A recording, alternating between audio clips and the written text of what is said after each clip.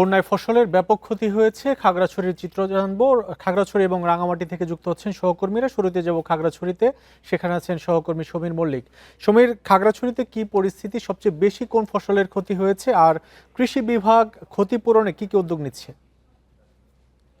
দেখুন, বন্যার প্রকোপে কিন্তু খাগড়াছড়ির সবচেয়ে ৬৫ কোটি টাকার ক্ষতি হয়েছে, কিন্তু সবচেয়ে বেশি ক্ষতিগ্রস্ত হয়েছে এখানকার কৃষিখাত। মূলত সময় বন্যাটা ছিল, এর মধ্যে ২ থেকে ৩ দিন বিভিন্ন যে ফসলের মাঠ সেটা কিন্তু যে কারণে আসলে এখানে ক্ষয়ক্ষতিটা বেশি হয়েছে। বিশেষ করে এখানে আউশ এবং আমনের যে বীজতলা রয়েছে, পাশাপাশি আমরা যে গ্রীষ্মকালে যে সবজিগুলো রয়েছে, বরবটি, ঢেঁড়স, বেগুন সহ অন্যান্য যে ফসলের ছিল, সেগুলো কিন্তু ২ থেকে ৩ দিন পানি নিতে ছিল, যে কারণে আসলে পানি নেমে যাওয়ার পরে এগুলো আসলে পুরোপুরি নষ্ট হয়ে যায়। কৃষি বিভাগে যে তথ্য দিয়েছে, সেখানে প্রায় ২৩৩ হেক্টরের বেশি জমি একেবারে শতভাগ নষ্ট হয়ে গেছে, এবং গ্রীষ্মকালীন সবজি প্রায় ৪১০ হেক্টর জমি যে ফসল সেটি নষ্ট হয়েছে। এবং এর প্রভাব কিন্তু আমরা ইতিমধ্যে বাজারে পড়তে শুরু করেছে।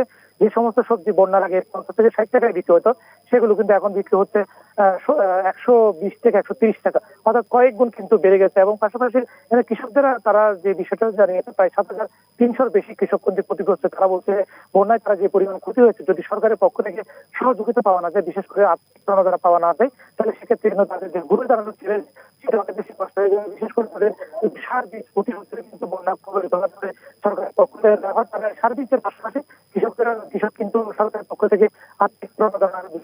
আপনি জানেন, আজকে কিন্তু খাগড়াছড়ি এই বন্যা পরিস্থিতি দেখার জন্য পার্বত্য বিষয়ক মন্ত্রণালয়ের প্রতিমন্ত্রী যে হেলাল তিনি রীতিমতো খাগড়াছড়ি ভ্রমণ করেছেন। কিছুক্ষণ আগে তিনি গণমাধ্যমকে ব্রিফ করেছেন যে আসলে কৃষি সহ অন্যান্য মৎস্য বা প্রাণী পক্ষের যে ধরনের ক্ষয়ক্ষতি হয়েছে।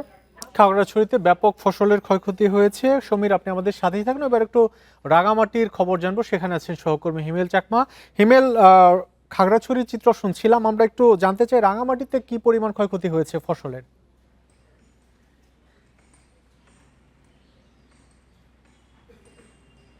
হ্যাঁ, রাঙামাটিতে যে বিগত বন্যার যে যে সমস্ত জায়গায় সবচেয়ে বেশি ক্ষতিগ্রস্ত হয়েছে কৃষিখাত, যোগাযোগ খাতে ক্ষতি হয়েছে। আমি যদি বলি, বাগাইছড়ির যে সর্বশেষ তথ্য অনুযায়ী যে তারা ১২০০ হেক্টর জমিতে, কৃষি জমিতে তাদের যে বিভিন্ন ধরনের ফসলাদি সেগুলো নষ্ট হয়েছে, এবং পাশাপাশি মৎস্য খাতেও ব্যাপক ক্ষতি হয়েছে। সেখানে প্রায় ২০০টি পুকুর বন্যার পানিতে ভেসে গিয়েছে, যার কারণে সেখানকার যারা মৎস্যচাষী এবং কৃষক তারা আসলে বেশ ক্ষতিগ্রস্ত হয়েছেন। পাশাপাশি আমরা বরকলের যদি চিত্র বলি, বরকলে আমি যে তথ্য পেয়েছি উপজেলা কৃষি কর্মকর্তার কাছ থেকে, তিনি বলেছেন যে তাদের ২০০ হেক্টর জমিতে তাদের বিশেষ করে পেঁপে বাগান, বিভিন্ন সবজি, পাশাপাশি জুমেরও ক্ষতি হয়েছে, জুম, আদা, হলুদেরও ক্ষতি হয়েছে।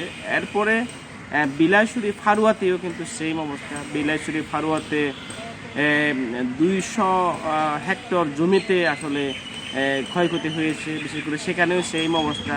পাশাপাশি আউশ এবং আমনের বীজতলা ক্ষতি হয়েছে। সব কিছু মিলে তারা বলছেন যে এই সংখ্যাটা কিন্তু কম না। তারা বলছেন যে প্রায় ৪৪ কোটি টাকা মতো ক্ষতি হয়েছে।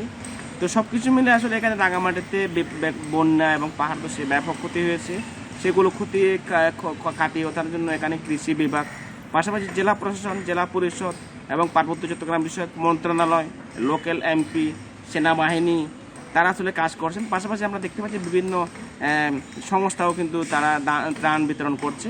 সব কিছু মিলে আসলে প্রশাসনের পক্ষ থেকে বলা হচ্ছে যে তারা তালিকা করছে, এরপরে তালিকা চূড়ান্ত হলে পরে তারা পুনর্বাসন প্রক্রিয়া, অর্থাৎ প্রণোদনা থেকে শুরু করে যার যেটা প্রয়োজন তারা সর্বাত্মক সহযোগিতা করবেন বলে তারা আশ্বাস দিচ্ছেন ক্ষতিগ্রস্তদের।